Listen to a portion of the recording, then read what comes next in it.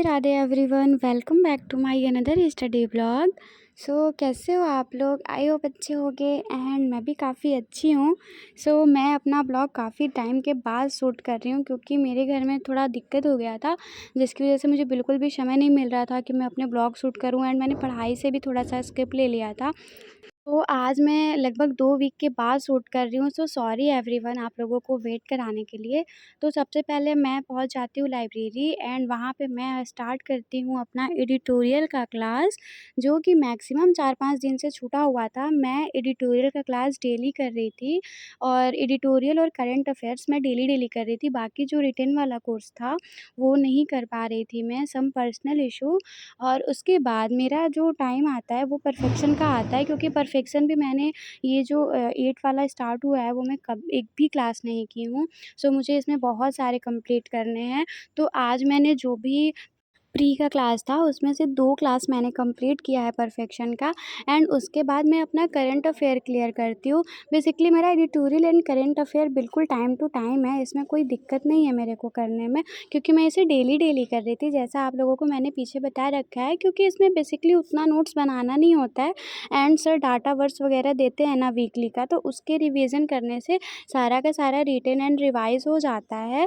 ये यहाँ पे बस मैक्सिमम 1 या 2 दिन का क्लास बचा हुआ था।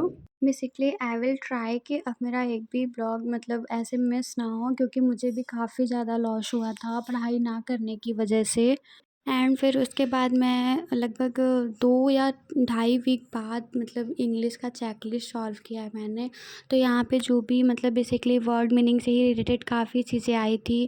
मैम ने भी बोला था कि वोकैब से काफ़ी चीज़ें आ रही हैं, मैंने वोकैब का बहुत अच्छा सा रिवीजन करा था। एंड उसके बाद यहाँ पे मैंने टेस्ट सीरीज़ सॉल्व करा था, जो कि अरिथमेटिक का है। बेसिकली इसमें जो भी मतलब मिसलेनियस के टॉपिक हैं वो सारे मेरे को अच्छे से रिवाइज़ हो चुके हैं। अब मुझे मेरे परसेंटेज वगैरह पे काफ़ी ध्यान देना है। एंड उसके बाद मैं करती हूँ रीज़निंग का चेकलिस्ट सॉल्व। बेसिकली रीज़निंग में मुझे अब उतना ज़्यादा प्रॉब्लम नहीं आ रहा है, लेकिन इतने टाइम के बाद सॉल्व किया था मैंने, मेरे जो पज़ल वगैरह थे वो थोड़े बहुत ज़्यादा गलत हुए थे, लेकिन मैंने सॉल्व कर लिया था। थोड़ा टाइम तो लगा ही था सॉल्व करने में, बट हो गया था सॉल्व। क्योंकि अब मुझे मैथ का क्लास कंटिन्यू करना है, क्योंकि मेरा मिसलेनियस तो मैथ में बहुत क्लियर है, लेकिन जो इसके मतलब बेसिक वाले क्वेश्चन है ना जिसमें गेनिंग मार्क्स है, वो मेरे को क्लियर अभी नहीं है। एंड ऑलरेडी इतने दिन का गैप हुआ है मेरा, तो इस वजह से मुझे और दिक्कत आया था।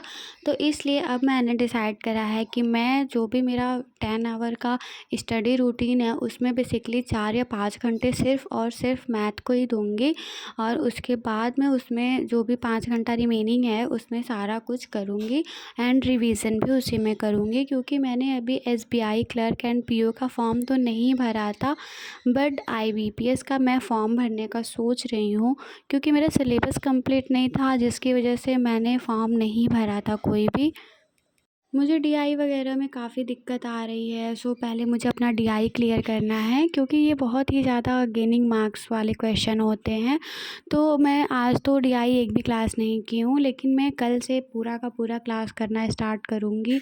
एंड उसके बाद मैंने प्रैक्टिस किया था अपने सारे भी जो भी बेसिक मैथ है ना उन सबको मैंने रिवीजन करा था, क्योंकि मैं काफ़ी दिन से टेबल वगैरह एंड स्क्वायर रूट्स कुछ भी रिवीजन नहीं कर रही थी।